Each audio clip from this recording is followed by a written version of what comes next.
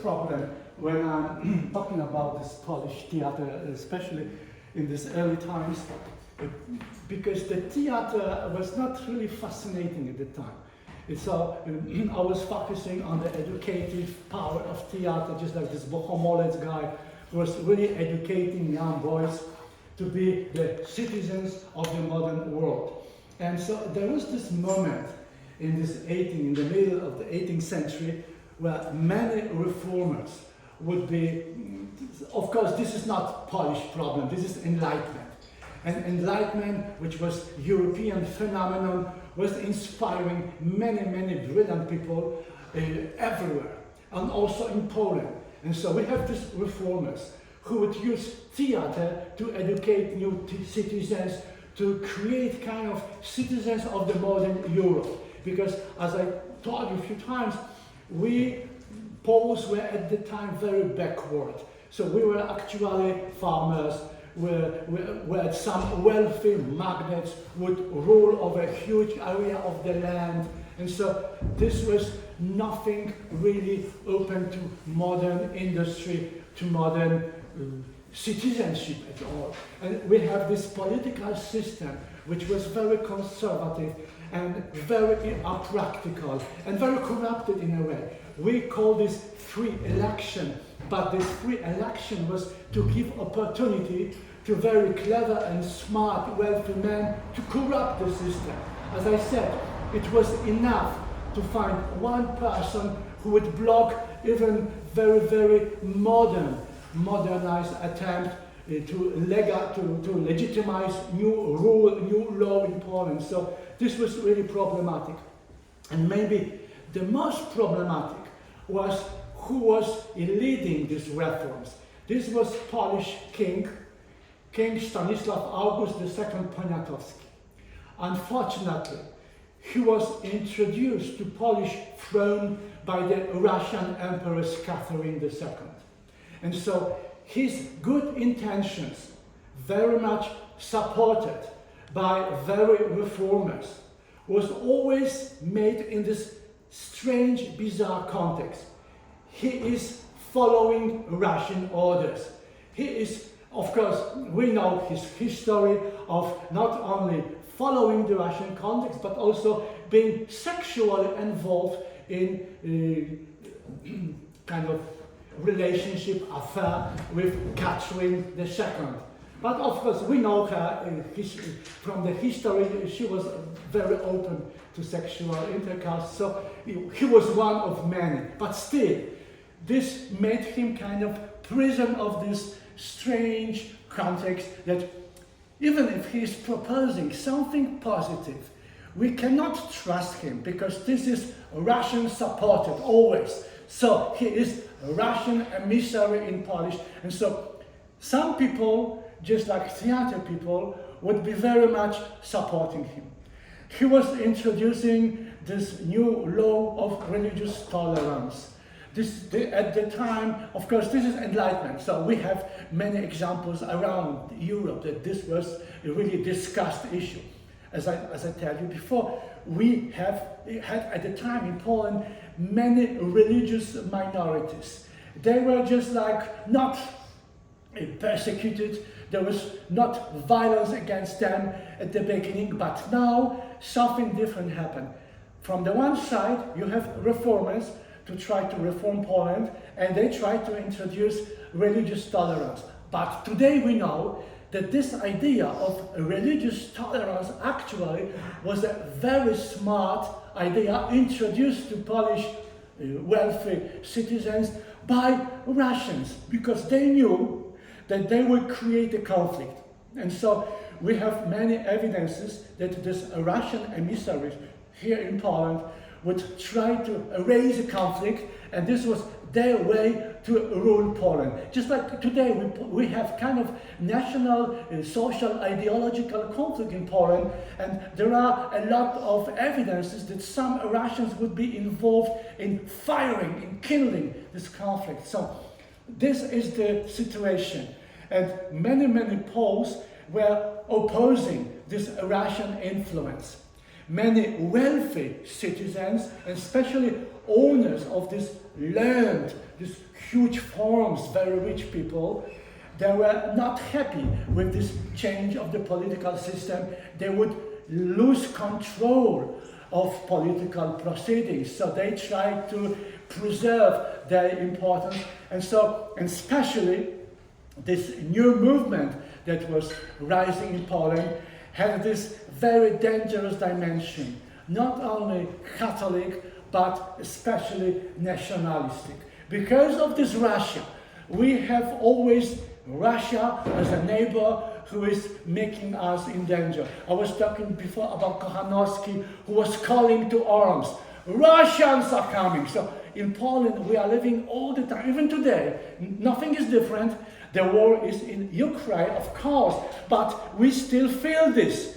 The Russians, fucking Russians are coming. They are at the border. And so this is our Polish fate. We still live in this strange context. On one side we have Germans, who are also sometimes coming, and on the other side we have Russians. So we are living in the crossroads between all this powerful, and of course, if you are a powerful nation, you don't want to resolve your conflict on your own land. You go to the neighbor, and Poland was a fantastic area to solve the conflict. So whenever Russians and Germans and sometimes French, they had some conflicts, military, political, economical, they came to Poland to discuss and to beat each other, and of course, destroying whatever culture, material culture we had.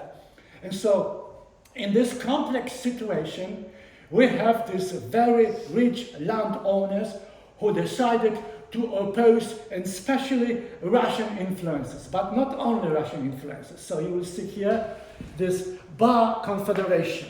They were coming to the very provincial town, very small town, you will see in a moment on the map. And so this would be Association of Polish Nobles. We call it, of course, as you remember, Szlachta in Poland. It's very difficult to translate in English. There is nothing like this in English society. This is not gentry. We call them nobles. To defend the intent, of course, they were in the right, because Russians were not only at the border. Russians actually were inside Polish lands. They would introduce Russian soldiers. There were politicians who were just like corrupting Polish politicians and government. So the Russians were here. And so first was, of course, very right and just idea. Let's remove Russians. Let's get rid of Russian influence. And of course, the symbol of this Russian influence was the lover of Katarina II, Polish king. So from this perspective, they hated this king. And so it's a very bad situation, because he was also the face of the reform. So this is tragedy of Poland. Next, against reforms attempting to limit the power of the wealthy magnates. The reformers tried to stop this liberum veto, this I don't agree situation during the parliamentary session. So, and also to stop this so-called free election, to get really the majority to decide, not one person blocking. But the most important issue appeared, and this is this smart Russian idea, reforms promoting religious tolerance. Suddenly, Polish people who would try to build national identity, they realized that church could be of huge help. Church does not help for nothing. They always look for something in return. This time, this national Catholic movement was really extremely homophobic, and first time with such a power was introduced this idea of intolerance. We should be Polish Catholics. And so that's unfortunate decision actually blocked the reforms. We will be still peasant country for some time. And so, what happened here? Sorry. No. Okay, so, and so as you can see here, now, this blue arrow, this is the place bar. We call this bar confederation because these wealthy landowners, they would meet here. This area is called Podole at the time. So as you can see, on the marginal land of Poland, modern Poland is just like here. This is modern Ukraine, so it's very far away, of course, because this was conspiracy. And for 4 years, they started to fight. As you can see, these light areas, these are areas of the major activity. So as you can see, they did not manage to activate whole Polish nation to support the idea of fighting the Russians. The Russians, of course, would introduce the soldiers, the army, and these are just like half amateurish, but the most tragic thing is that first, before they started to confront the Russian army, they started to fight with the army of Polish king. Polish king, he had Polish National Royal Army who was defending the Polish state, and these conspirators, they first decided to get rid of the king. First, they would fight. So this is actually brother with brother fighting. Fantastic for anybody who is enemy, just like Russians or Prussia later and Austria, to watch this. Let's kill them each other. And so that's how it started. Polish landowners created something like amateurish movement to fight regular Polish army. And of course, king who was fighting in good name for the reforms called Russia for help. And this is the end, because now you see the confederators, they have right because Russians are coming. And so, of course, they were just like sentenced to failure.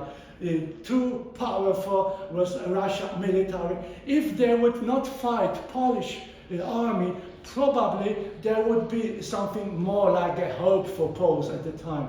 Maybe they would together get rid of Russia, but still, first they made very weak Polish soldiers. Regular Royal Army was actually not existing, and so, as you can see, very tragic situation. And here you got just like most characteristic image of these fighters. They are just like always at the top, introducing holy images. So the God is with them. And for Polish people, this idea of Catholic support is symbolized by the Holy Mother of Jesus. And so we have this most sacred images of the Mother Mary. She is always taking care of us. And of course, not much, because we are losing many battles, and this whole idea of resurrection, sometimes people call it the first Polish uprising, because in the 19th century we will have a series of uprisings to liberate Poland from these colonizers, because Poland will be partitioned between three different powerful nations, Austria, Prussia, and Russia. So this movement to get rid, for independence, we call it uprisings, this could be the first, and as all of them, the first failure. Next uprising would be even more disastrous, more people would be killed by Russians. This is the first such an event. And what result of this? Of course, first partition. This is, of course, the caricaturish image. You can see here Frederick the Great of Prussia, Maria Theresa from Austria, and Catherine II from Russia, and they are just like splitting the map of Poland. Everybody takes a part of this, and here in the bones is a Polish king who is just like the big loser in this situation here. And so As you can see, that's the result of the first partition. As you see, this yellow, Poland still is a country, but you see, this is the Austria part taken, this is the Russian part now, and here up is, on the north, is the Russia. So this light brown, light green, these are parts taken. This is still first partition. So we have still a Poland. This yellow, as you can see, is large. It's even, as you see, larger than Poland today. Poland today is just like in the middle, here a little bit on the west. But this area was still, this is in remembering of this Polish-Lithuanian Commonwealth. So part of this is of course Lithuania, but still as a Commonwealth we were much bigger than Lithuania or Poland today. After this first partition, things radically changed. And there is one comedy by Bohomolec, one of his last, who is kind of course in a comical way, presenting the change of mentality. All this, which was funny before, is not so much funny now. The things change, the society changes, the politics change, but most importantly, the art, the theater changes. What was interesting for the audience in earlier days, this idea of neoclassical unity of action, unity of time, unity of place, now is totally ignored. These new playwrights, they experiment with different places, with different times. They introduce new characters. This is not so well-written play as it should be according to neoclassical rules. So Bohomolec is introducing a comedy poet, comedy writer who is in crisis. Now, this is always a problem. Should I read this? Because this is my explanation of this play. So a few times maybe I will read to you just to give you this whole idea. The author of the comedy is the title of the play. It's a drama about Bohomolec himself, about a playwright who was once thriving and now in the face of new trends is falling into oblivion. The theater he knew and appreciated is ending. And the one that is coming fills him with reluctance because the authors do not respect the fundamental principles of comedy, which were inviolable and sacred for the Bohomolec generation. New theater mixes boundaries of genres, does not respect decorum, or does not respect the holy principle of few unite. The audience expects ridiculing and stigmatizing person, not their flaws only. For Bohomolec to make fun of a character was not permissible.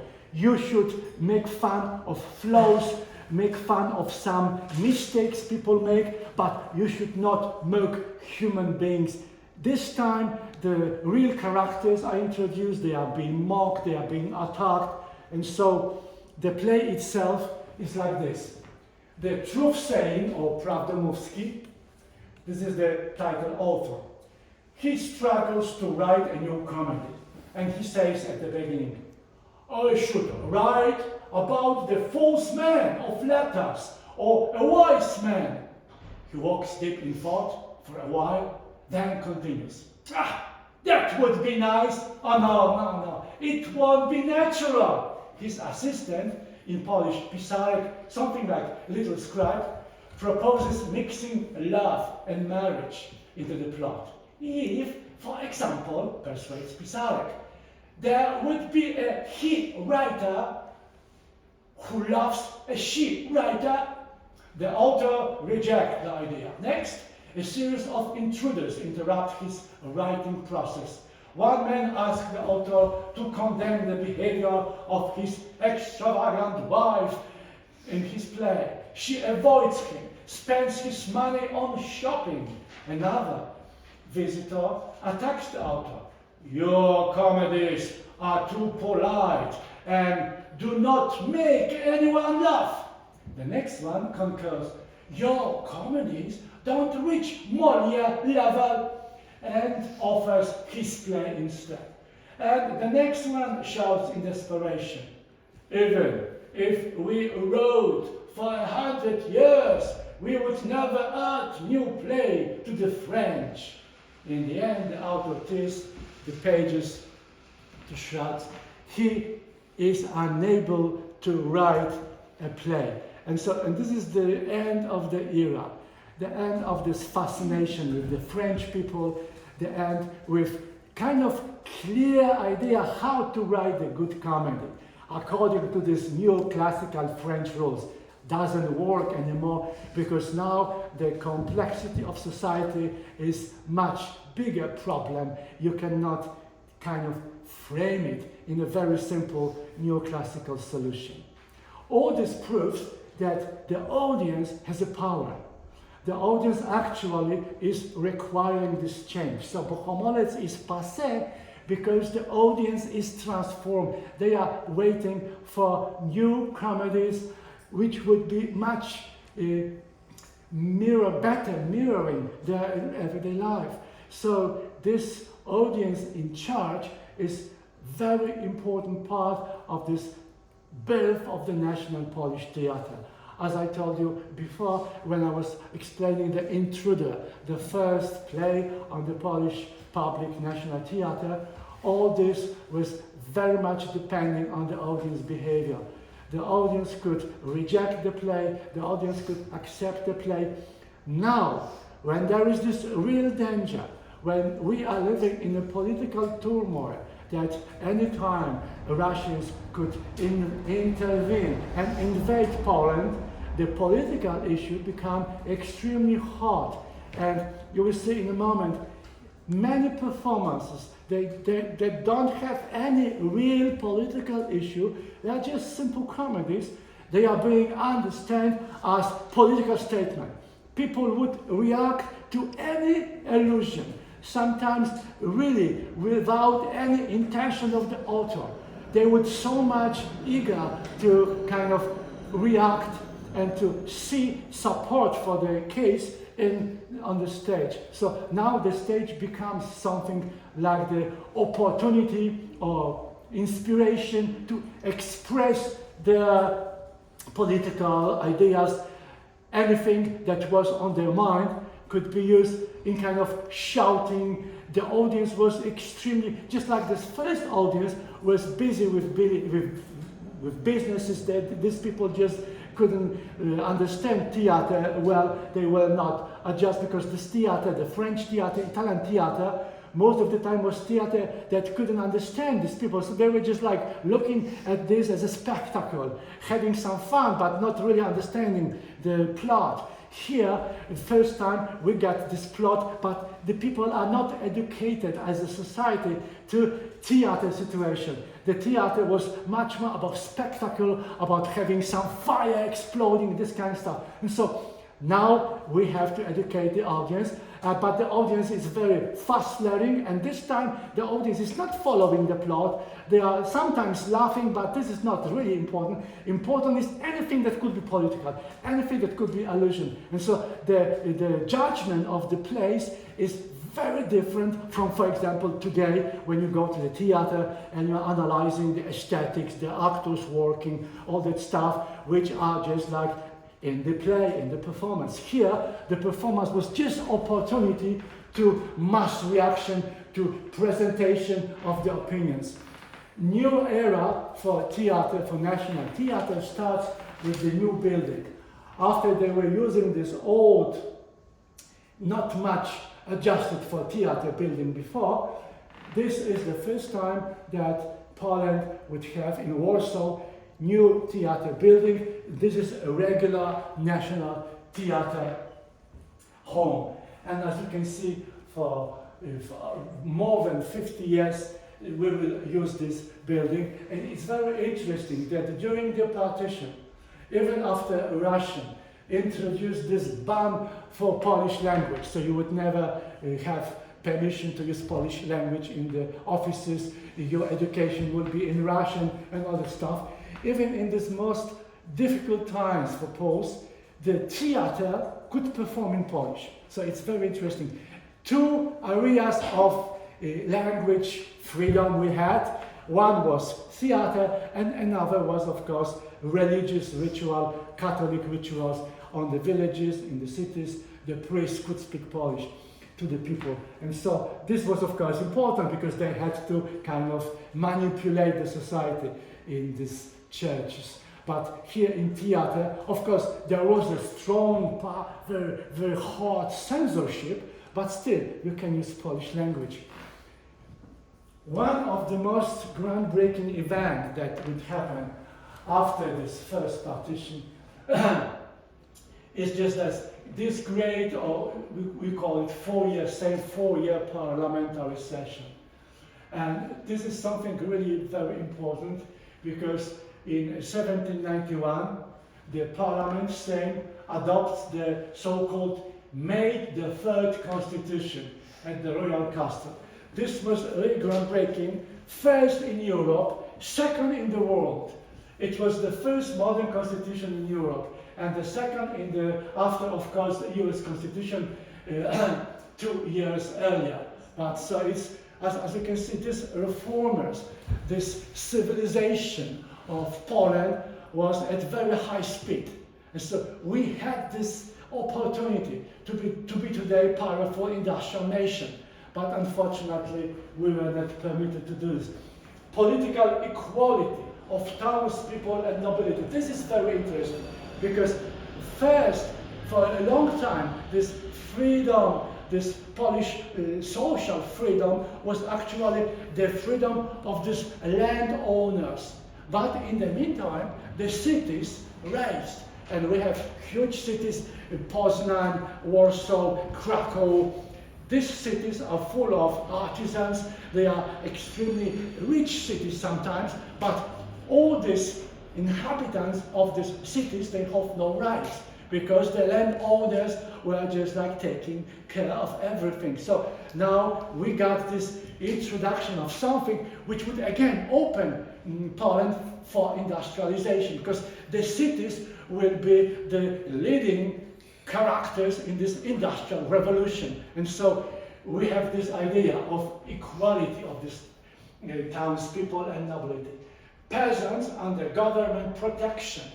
We have today many interesting researches on the fate of Polish peasants.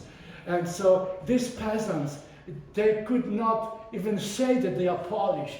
The identity of these people were totally secondary. They were just like slaves. And sometimes there are such researchers, very radical, who say that, of course, we Polish people, we never colonized any other nation. We are never doing bad things in Africa, in Asia. But we would colonize our peasants. So the fate of the peasants at some villages were very hard. Sometimes this landowner, they have a right to not punish, but even kill. So the right for the first night, for example. So this was a very cruel situation. And so to take into protection, even in theory, was one big step towards, of course, the liberation of the peasantry from this serfdom. And again, this will be very interesting because this idea of fantastic constitution, abolition of liberum veto, of this I do not agree, all this went to, of course, Nazis, because the foreign powers would stop this, and maybe we would get opportunity to follow this and to introduce this, implement this to the society, if not this inner conflict between Poles themselves. Many people, especially landowners, hated this constitution.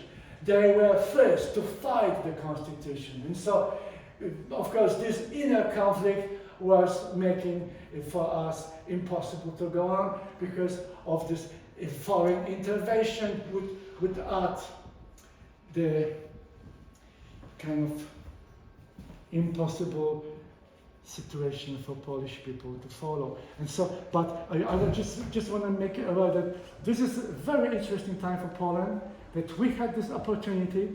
We were in a way leading in social reforms in European countries, and of course two powerful nations we decided we should not follow this road. And of course we have many people involved in implementation. Maybe one of the most important was Jan Ursyn Niemcewicz. He wrote also, and because these are politicians actually, people who would try to change the politics, to influence the society, to change the order of the society.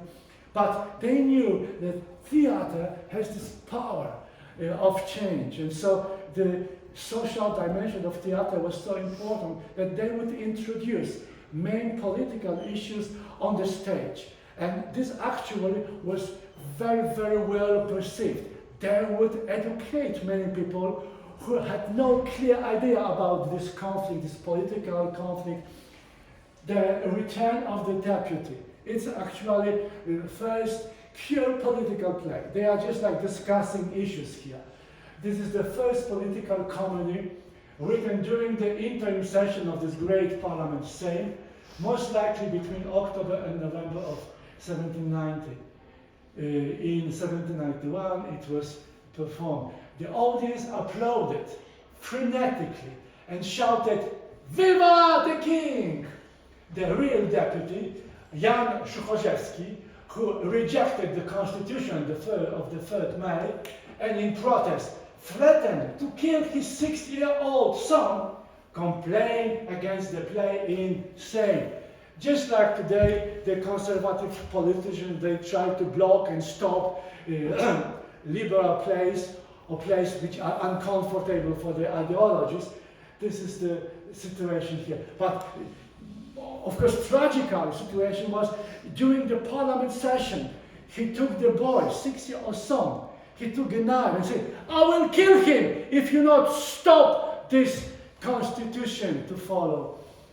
And the funny thing is that the actor, Karol Świeżawski, at the time, the most famous Polish actor, extremely rich and very, very gifted person, he impersonated the most pro-Russian aristocrat, Hetman Branicki. Branicki became symbol of national betrayal. And so you can see here the use of theater to kind of attack. The play itself is just like discussion of issues. So, moment, as you can see here, the play confronts supporters of two political camps, conservatives and reformers. Gadulski, one who speaks a lot, is the most ardent representative of the conservatives. He supports free election, so he is traditionalist. The principle of liberum veto, and opposes giving greater right to peasants and townspeople. He also insists on Poland's passive attitude in foreign policy. As you know, this is the time where there are powerful nations surrounding Poland, so to be neutral is to be stupid. The reformers' representatives are Chamberlain, his wife, and Valery, the deputy. They wanted an end to the arbitrariness of the nobility, most of whom cared only about their interest. They demanded the abolition of free election and the principle of liberum veto. They wanted more rights for the bourgeoisie and peasants, and in their understanding, Poland was to actively participate in foreign policy and fight for the interests of the international arena.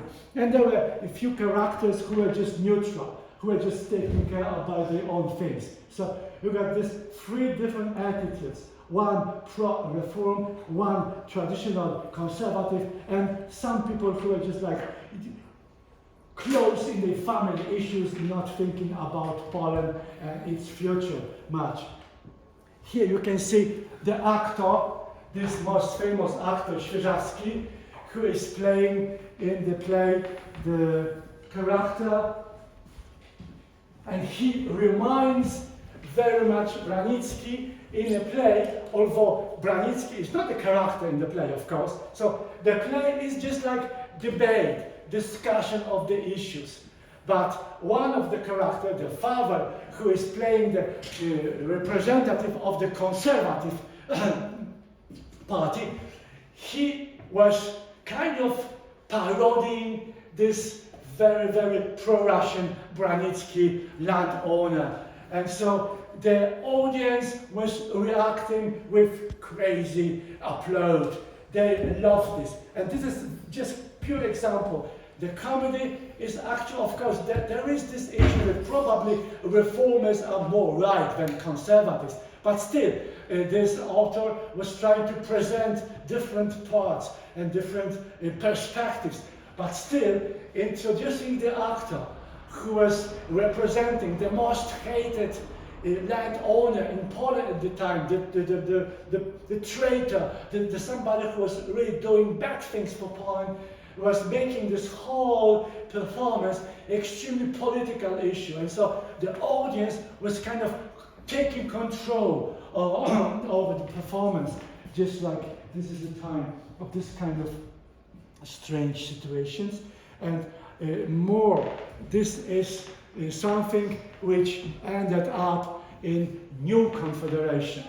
This reformers, this constitution, again, Russian politics, extremely clever and smart, use this hatred of landowners to kind of totally destroy Polish nation.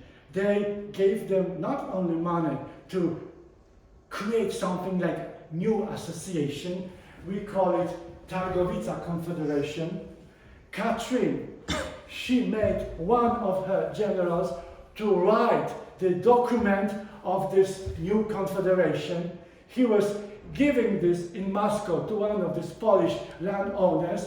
They again went to small city in province, in Targowica, and these magnates expected to overthrow the late Third Constitution, but the victory over the troops loyal to Polish-Lithuanian Commonwealth resulted in the second partition of Poland. The same situation. If this Bar Confederation did very bad movement by kidnapping Polish king, these guys were even more dangerous for Polish surviving because they openly attacked Polish army. And so this was, the end of this was of course the second partition. And so the things changed radically. In the second partition, only two countries were only two countries would be involved, Prussia and Russia. Austria was not taking part in the second partition. Austria would be back for their third and final partition and total annihilation of Poland. And so, such a place like Big Deal and I Don't Care. There is a comedy by Franciszek Zabłocki. He was very clever and very skillful comedy writer. Of course, not much is original because, as always, he is following the French model, but he introduced something which was supposed to be pure comedy. There is one old man, whatever conflict is in his home, he is always quite, just like this Buddha man, or Buddhist monk, he was just like impossible to get nervous. He always says whatever happens, the death, the catastrophe, some kind of injury, these are things that usually make people angry or make people react, make people lamenting. He's got only one reaction, big deal, and I don't care. And so there are these people in the play who are making kind of deal. Let's say that I make him nervous. How much I can get instead in return. So they are just like making this kind of competition. who would make the guy nervous. And the whole play is about this, how to make a situation in which he will not say the sentence. And at the end, of course, they succeed. And this is the play. And so the play is, as you can see, stupid and so. But look what happens during the performance. The audience manifested against the Targowica Confederation, which opposed the constitution of the Third Man. The main character in the play was the old man. His name in Polish, Szczęsny, and the Marshal of Targowica, one of the most important people who was opposing king, was Stanisław Szczęsny Potocki. Only this, of course, very loose correspondence, that the name of the character is part of the name of this first person who was identified with this, as some people would say, betrayal of Polish nation. It was enough. Whenever the word Szczęsny was spoken aloud, people would shout very bad words against this. And so they would react on something which was not actually written. So nobody would really laugh of the comedy. They would totally ignoring the plot. Everybody was waiting for an allusion. Whenever Szczęsny was spoken, oh, Szczęsny is coming, they would just react, you fucking, this kind of. So you got the audience who is actually in charge, whatever, and we still don't know how much Zabłocki did it on purpose, how aware he was that he is creating this kind of chaotic situation of this performance reception. Maybe he was doing this on purpose. We don't know. We have no idea. Unfortunately, nothing survived. And so you can see another very famous Polish actor at the time of Mirosław, and again he was playing this when he realized that he is identified with this landowner who was so much hated.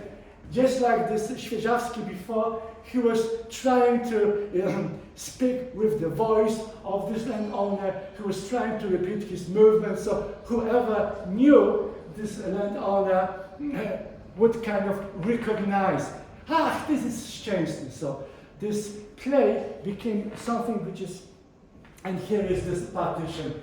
As you can see, still Poland preserved. This is this light part of the country. Still, this is, again, Polish-Lithuanian Commonwealth. Only a fragment of this survived. But as you see, now Russia is taking really a big part on the east side, and Prussia is taking huge amount of land on the west side. So Austria is not intervening. Poland is still a Poland, but very small if you compare this to the Polish-Lithuanian Commonwealth. And many artists reacted to this. In this very hard times for Poland, this new character in the theater appears, Wojciech Bogusławski.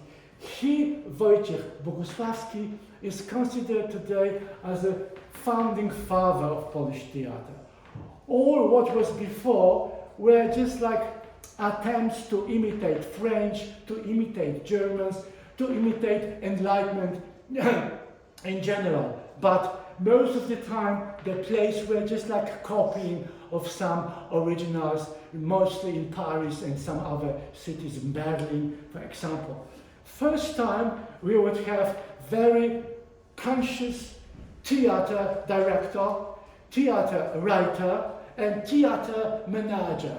He would be the boss of the National Theatre in these years, and so he would transform this very amateurish institution into the professional theater that we could be proud of, and he would also be the first to introduce Polish national opera, and so he will do something which is crucial and fundamental. And again, interesting thing is that this happens in very difficult time for Polish people.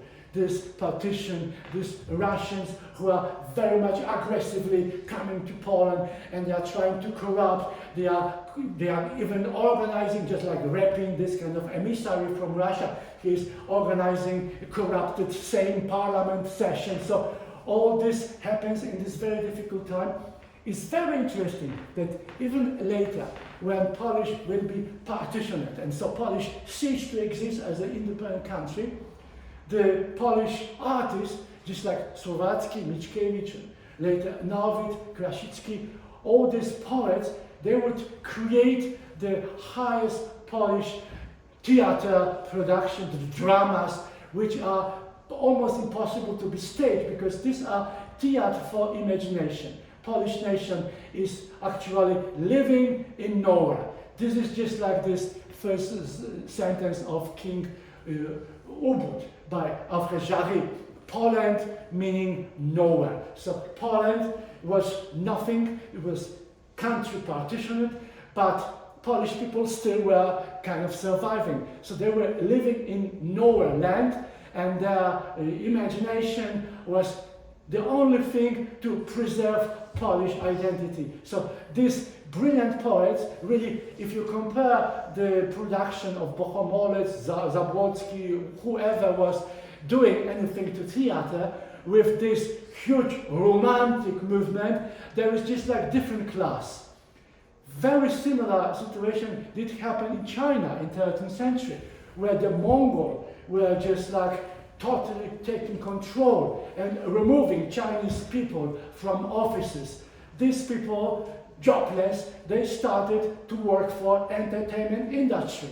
And in this very different time of colonization or foreign occupation, Chinese people actually gave birth to the best theater performances they just had today also. So this is very interesting, that in hard times, art can bring you not only something like happy illusion, but can kind of be fundamental for surviving of your identity, of your national identity, of your identity in general. So this would happen first earlier in China, that China actually survived, and this survival was in the art. And here we will have the same situation. But the whole theater movement, which, as I say, will have this professional dimension, will start with this man. He was, as I say, not only doing very interesting production, he was also singer. So he was performer. He was immersing in himself into this theater world on many different levels, and he was also a brilliant organizer. So his managerial skills made this theater as a professional institution possible. Wojciech Bogusławski.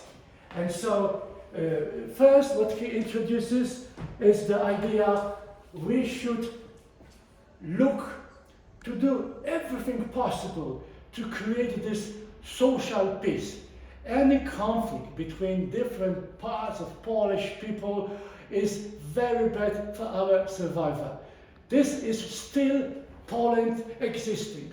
This is before the third partition. So we have Poland as a kind of fragment of the Commonwealth, but still we have place to live.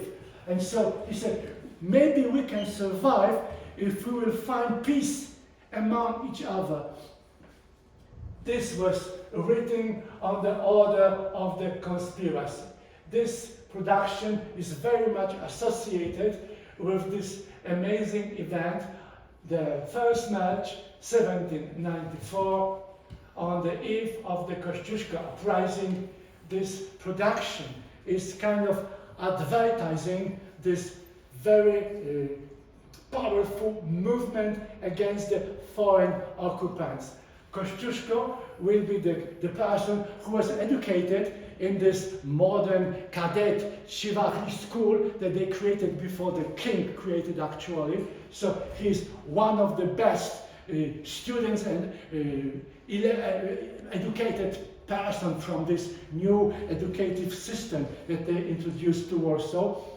He will be very famous not only in Poland, but also later he would immigrate to the United States, and he will fight for the independence in America. And so this is the person very interesting. But still, here he is young, and he is on this rynek of Krakow, just vowing to start the real uprising. And now we will try to find national conciliation, national peace, and to stand in one front against our enemies. This, the miracle of the Krakowians and Highlanders, will be the first national opera. Bogusławski wrote the lyrics, and Jan Stefani wrote the music. Audience reacted with euphoria, singing the arias on the street after the show. This, of course, was banned after the three shops, and the birth, because of the Russians' intervention. This was done under the Russian occupation. Birth of the national reconciliation discourse. So this whole idea of this opera is very clear, and maybe I read for the last time something longer, but this is just to give you what was the libretto about. The story takes place in the small village Mogiła, a mile outside of Kraków. Stach loves the miller's daughter, Basia.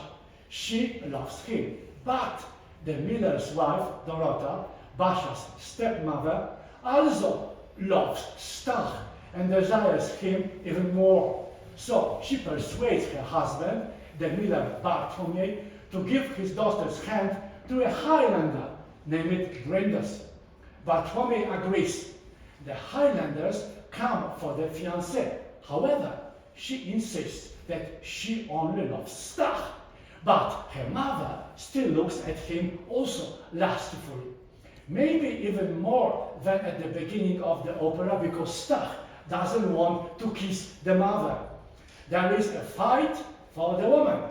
The Highlander attack Mogiła, almost like Greeks attack Troy. However, they do not win the villagers, because the student electrifies them.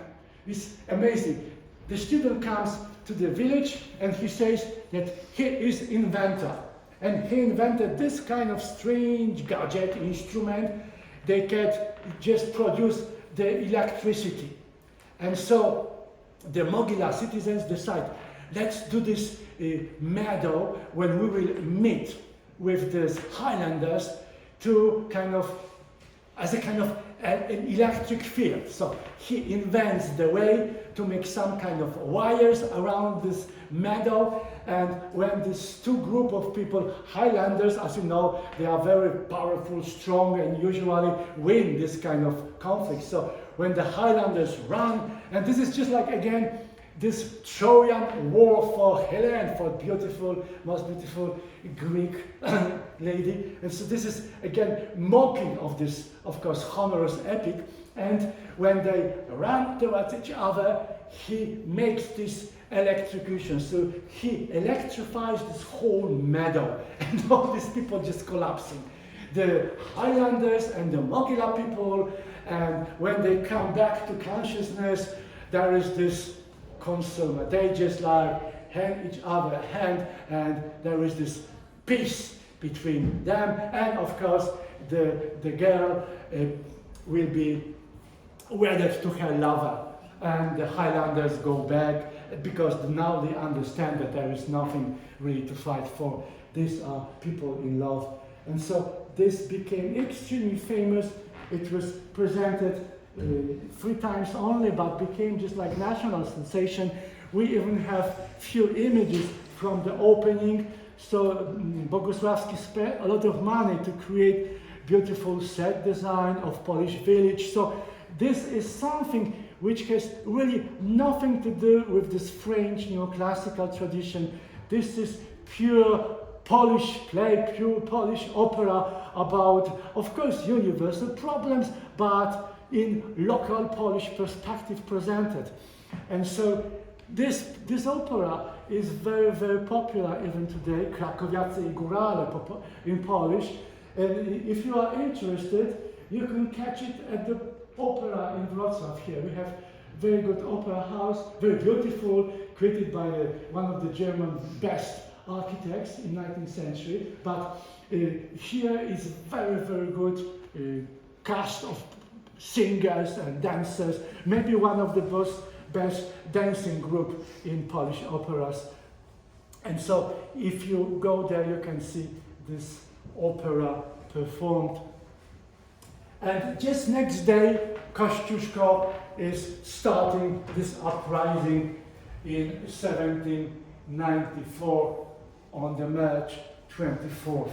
It is very famous, very celebrated event in Poland because Kościuszko was again one of these reformers, and he is introduced something that we would call proclamation of Połaniec, because it was presented for the first time in this city Poland. And so he introduces the liberation of the peasantry.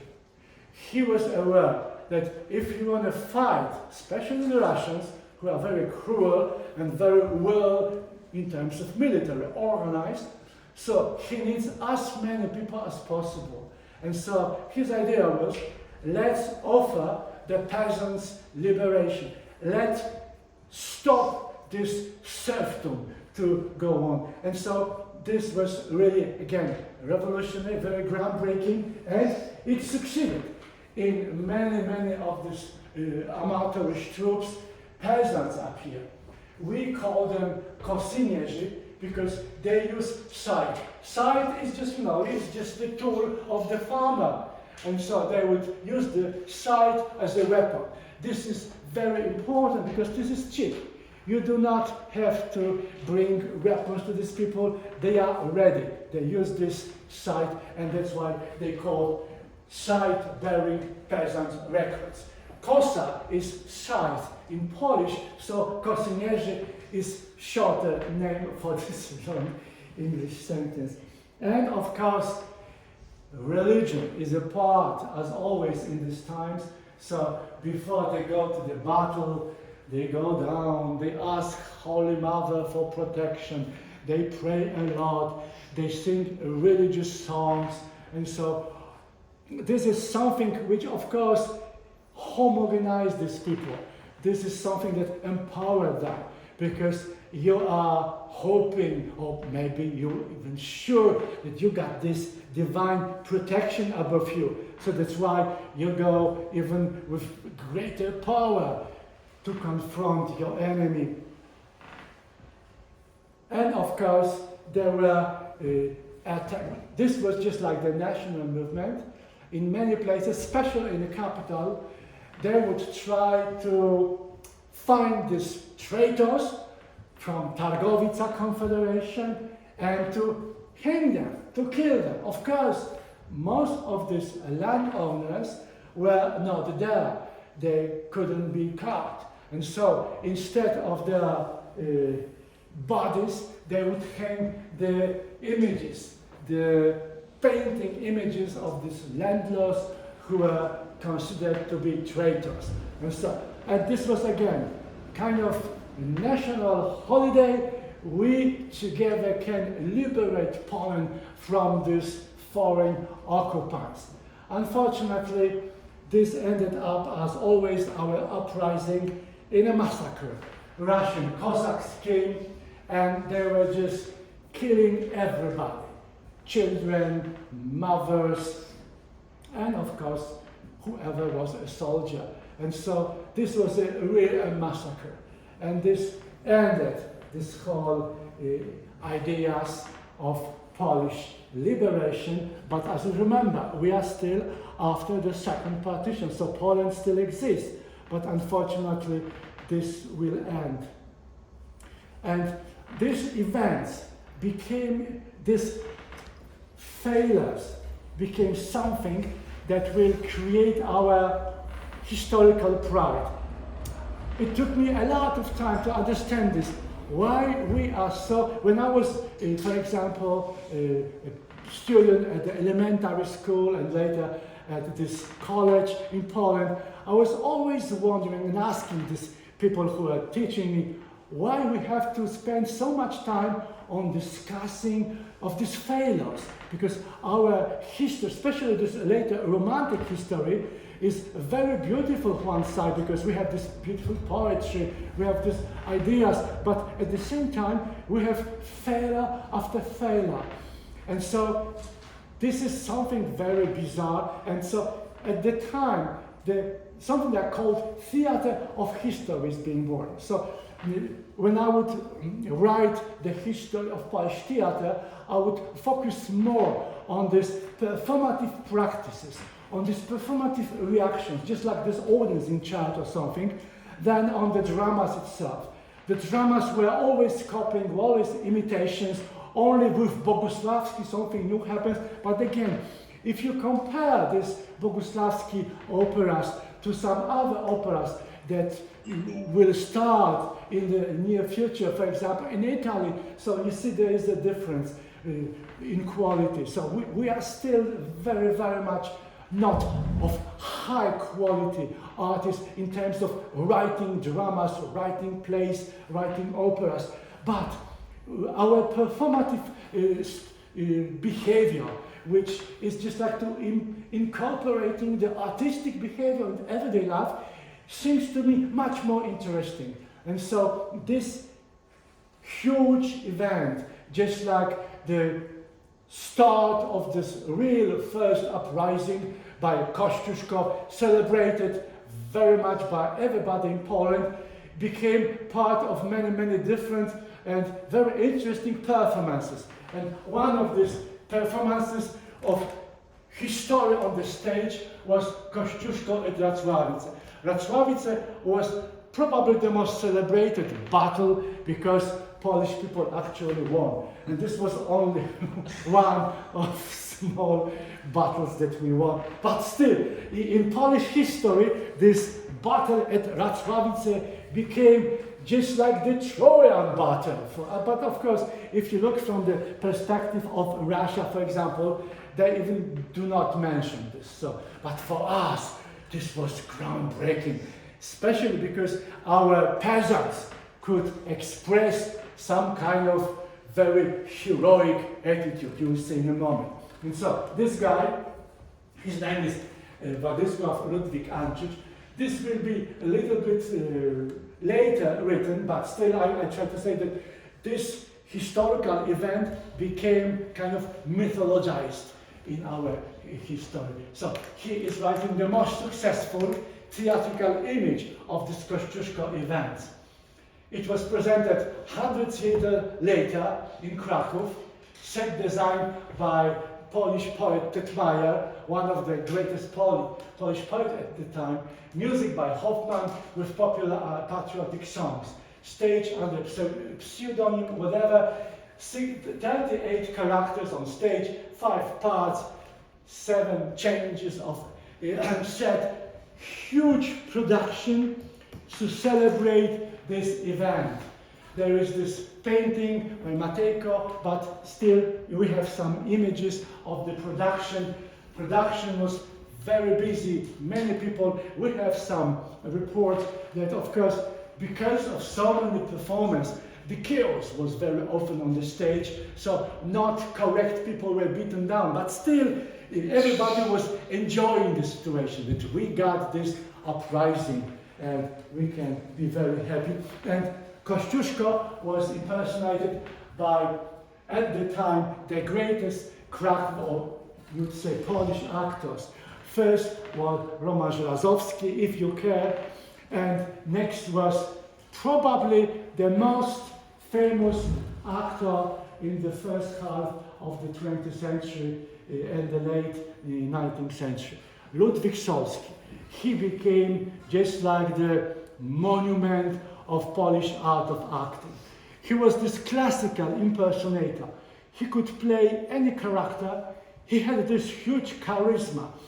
And if you go to Teatr Słowacki in Kraków today, very good theater, now probably one of the best theater and most artistically the best, I think. So there is this room where Solski was using to change into character with his costumes, with his props, that is still just like it was in times of Ludwig Solski. So we have this kind of huge respect for this guy. Even the Polish Theatre Academy, first theatre academy that was created in Krakow, for a long time was called Ludwig Solski Theatre School of Arts. Today, this is called with different name, I don't know why, but they changed from the actor, because he was an actor, to a playwright Wyspiański. Now I teach at the Wyspiański Theatre Academy of Arts, something like this, whatever. But Solski, for 100 years, for the 20th century, was the patron of Polish acting. And so he is also one of the first Kościuszko, most famous.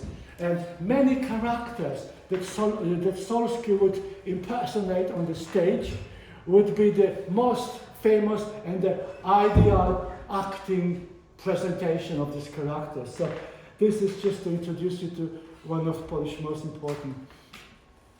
In the battle at Wrocławice, the most famous event was made by this peasant, heroic peasant, Bartosz Głowacki. You can see on this image, he is covering with his head the kindle of the gun. So the gun is not shooting. And so this was considered, of course he is killed on the spot. But whatever, his act was heroic. And so we are just like celebrating the memory of the martyr. He did something really great. He stopped the gun from shooting. Of course, they killed him and they shoot moment after. But the moment of heroic act is still celebrated. And in this performance, this was the climax of the play. That this peasant, this heroic peasant, is putting his body on the gun and is stopping one gun from working. What a heroism! And so this is something that is very characteristic for Polish celebration of the past. We have just like a series of martyrs, and we love to celebrate their memory. We bring them, of course, it's okay. It's very good to remember these heroes. But it's funny that we in Poland, we are celebrating much stronger martyrs. These people who sacrifice their body than inventors, than people who would introduce something positive to Polish nation, who would introduce industrialization. These people are just like anonymous, who cares? But when you did something just like killing yourself in the sake of nation, you are on the monument. And even this last airplane with Polish president and government that collapsed in Ukraine, the same in Russia, the same happens that we are now having just like this fanatic religious movement to remember these martyrs. Not people who would introduce something good to Poland. There is no balance. And here you can see one of these village performances that introduces this play, the Wrocławice battle at Wrocławice.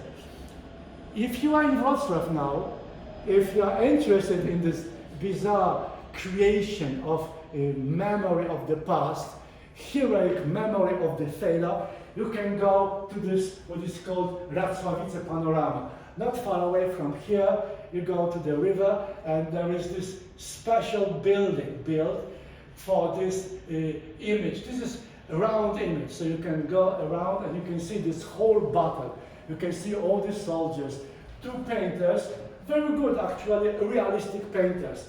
Cossack was just like the master of the horses. The best horses were painted by Cossack, and Styka very good in painting characters, painting humans. And so you can visit this panorama and you can go around and you can see images like this of this battle. But, and as I say, this uprising of Kościuszko was again a failure of the Polish nation struggling against the foreign forces, and it ended up with the last and final partition. So in this moment, Polish land as the independent country ceased to exist.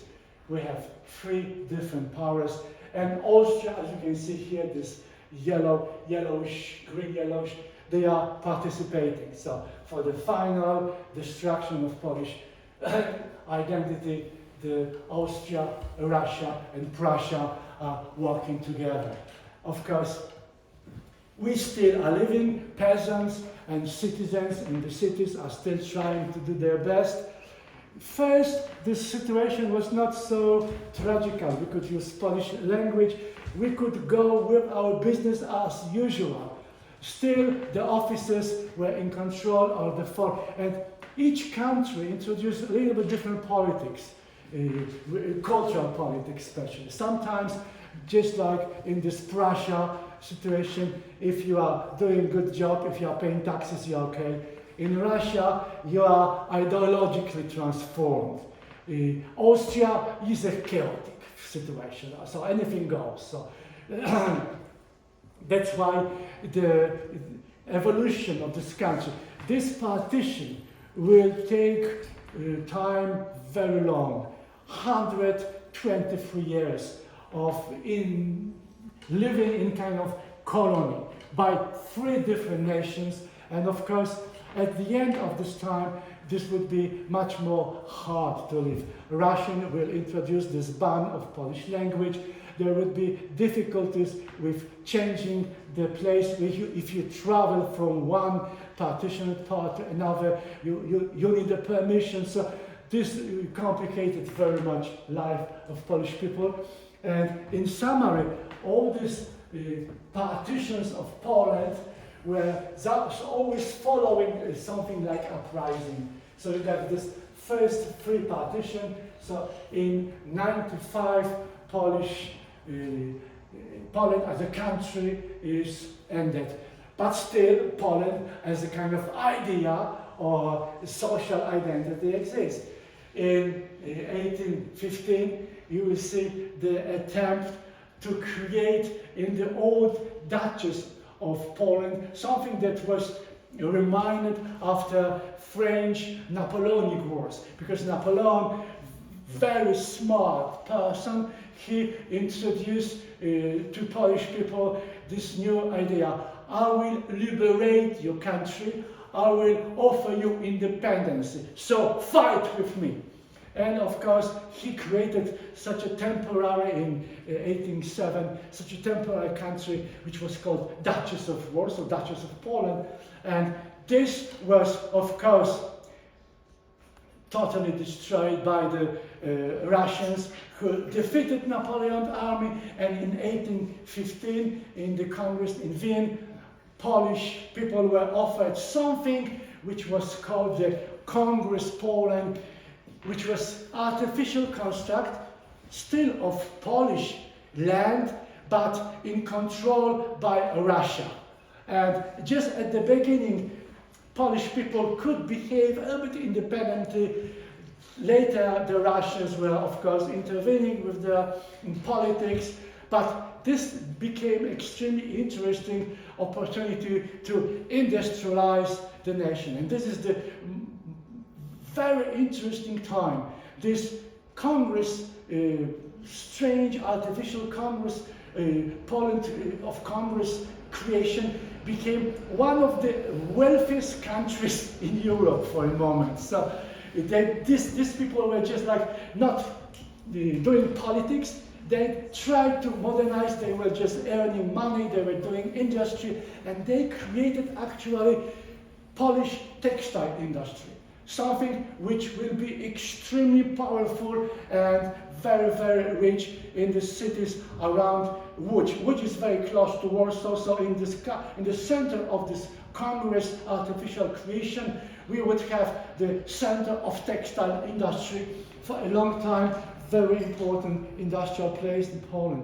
and there are some other partitions. So, but this, of course, will be ended in 1832, with next uprising, the November uprising. People would think that maybe this time we could liberate Poland. Of course not. And they will be not only killed, massacred, they would be put to prison. Many people would be transferred to Siberia, and they would meet Dostoevsky, who would hate them because, as he says, they were very proud still. So this kind of stuff. And in reaction for this artificial but still liberty of doing businesses in this Congress, Poland ended, and Russian took charge. And of course, the last partition would be in 1939, where from east Poland was attacked by Russia, from west by Germany. They meet in Polish land, and they were just fighting, having some fun here, and destroying anything that was to be material. So that's the short story of Polish uprising and partitions. Reaction to this end of Poland was very interesting performance created again by Wojciech Bogusławski. Music this time was of much higher quality. Józef Elsner, very brilliant composer. This is the opera which is almost never performed in Poland. I never saw this.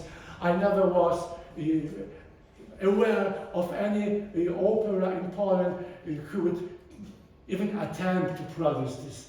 But according to musicologists and some very, very old recordings, this seems to be very interesting.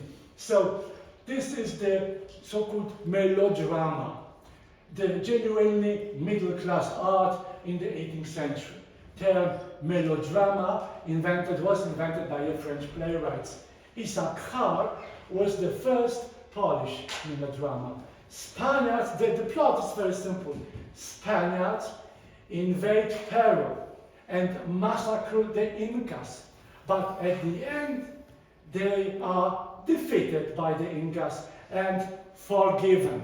And so the whole message is reaction to the failure of the Kościuszko uprising is that we have a hope. We were defeated, but maybe we will fight back, and this time we will forgive the occupants, something like this. But of course, all this is on the cover of opera, of Incas, of some foreign land in just like very, very far away country. So this Congress of Poland, as I said, was created in 1815 at the beginning with personal union with Russia, but next, after the November uprising, it was in 1832 incorporated into Russia.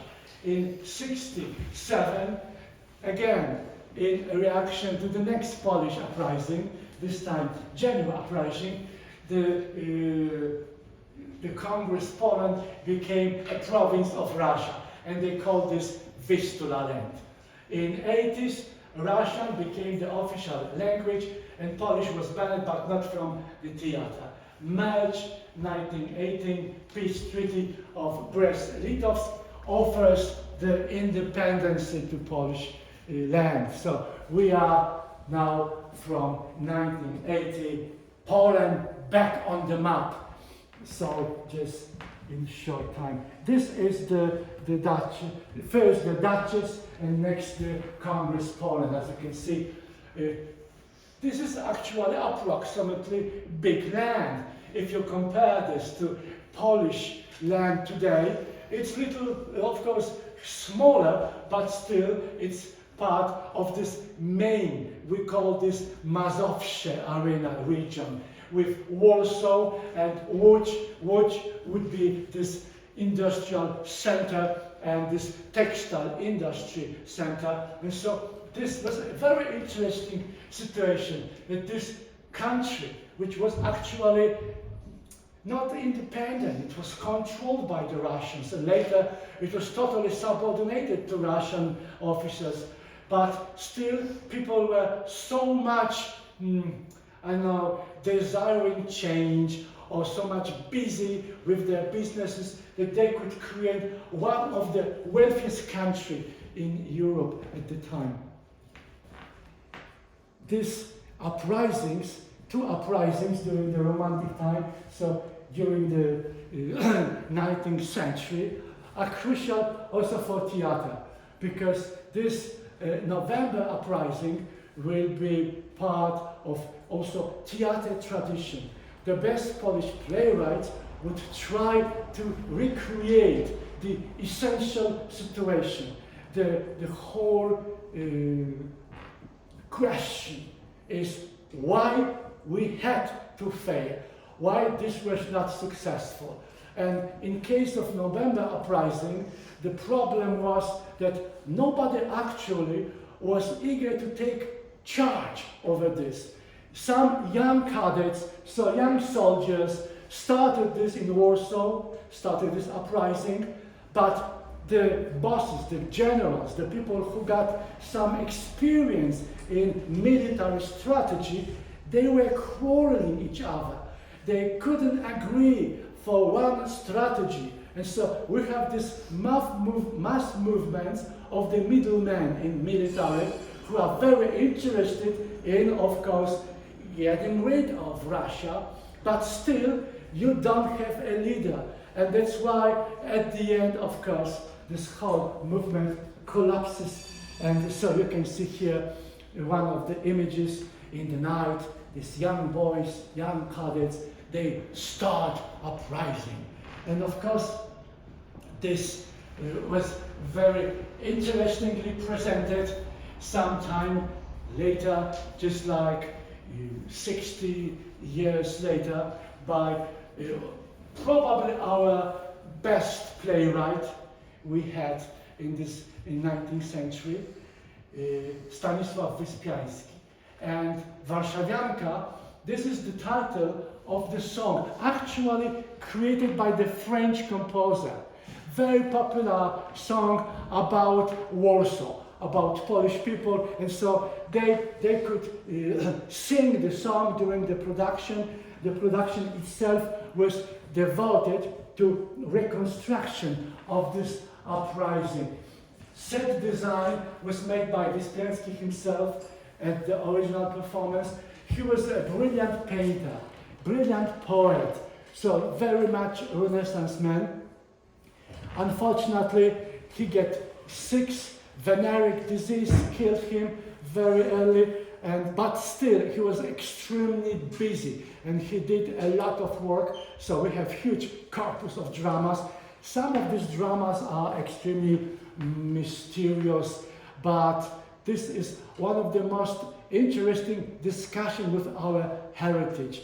And in this Warszawianka play, he introduces very important character, and again, this character, the old soldier, became very famous because this, as I told you before, very probably the best Polish actor, Ludwik Solski, was first to perform this. This is the only one character in the play who speaks nothing.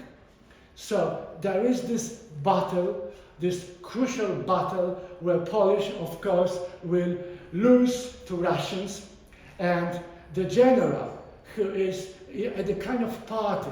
There is this small palazzo where the generals meet with soldiers. There are two ladies, two girls who are in love with some young boys who went to the battle. And so there is this situation that they are just discussing, but during this kind of party, because they are playing on the piano, singing songs and talking to each other and talking politics, nobody really wants to take charge of these Polish militarist boys who are fighting the Russians.